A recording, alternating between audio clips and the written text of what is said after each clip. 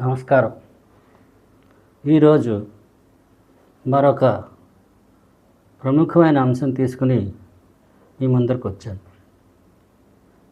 గత కొద్ది రోజులుగా వార్తాపత్రికల్లో, సోషల్ మీడియాలో ఎక్కువగా నానుతున్న పదం సనాతన ధర్మం. దీని గురించి ప్రజల కంటే ఎక్కువగా రాజకీయ నాయకులు ప్రస్తావిస్తున్నారు. మన ప్రధానమంత్రి, మన రాష్ట్ర ఉప ముఖ్యమంత్రి ఈ సనాతన ధర్మాన్ని తమ భుజాల మీద మోస్తూ దాని గొప్పతనాన్ని చాటుతుంటే, ఆ పక్కనే ఉన్న రాష్ట్రంలో ఒక యువ రాజకీయ నాయకుడు సనాతన ధర్మం ఒక చీడపురుగు లాంటిది, దాన్ని సమూలంగా నాశనం చేయాలని వ్యాఖ్యలు చేస్తున్నారు. అంటే ఈ సనాతన ధర్మం అనేది రాజకీయ నాయకుల నోళ్లలో పడి అది ఒక ప్రహసనంగా రచ్చకెక్కింది. అయితే అసలు ఈ సనాతన ధర్మం అంటే ఏమిటి, దానికి మతానికి ఉన్న సంబంధం ఏంటి, ఈ సనాతన ధర్మంలో ఉన్న విశేషాలు ఏమిటి అన్న విషయాలను మనం కూలంకషంగా పరిశీలిద్దాం. ప్రస్తుతం ప్రజల్లో ఉండే అవగాహన మేరకు సనాతన ధర్మం అంటే హిందూ మతానికి మారుపేరుగా వ్యవహరించబడుతోంది. అలాగే హిందువులు అంటే హిందూ మతాన్ని అవలంబించేవారు సనాతనులుగా వ్యవహరించబడుతున్నారు. కానీ మతానికి సనాతన ధర్మానికి కొంత వ్యత్యాసం ఉంది.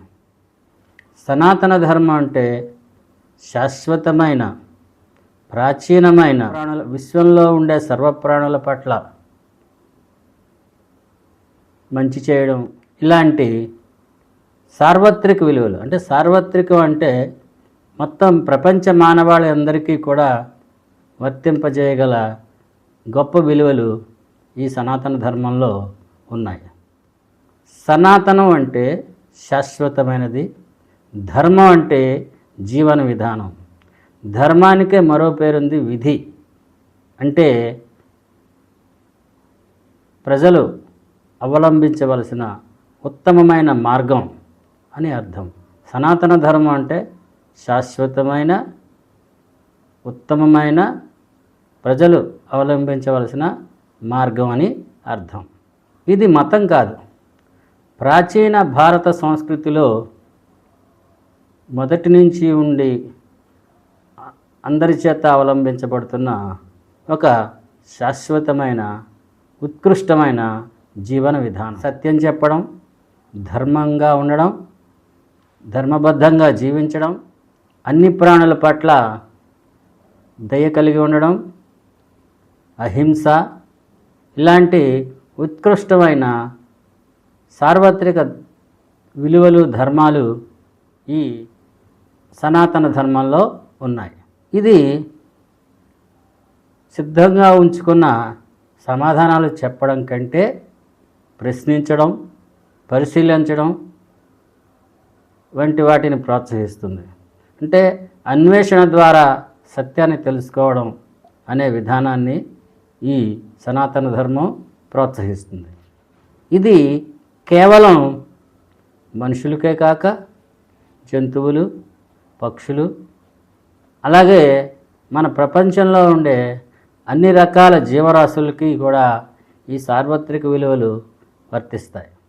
యోగా, ధ్యానం, దేవాలయ దర్శనం, పండుగలు, పూజలు వంటివి ఈ సనాతన ధర్మంలో ఆచరించే కొన్ని నియమాలు.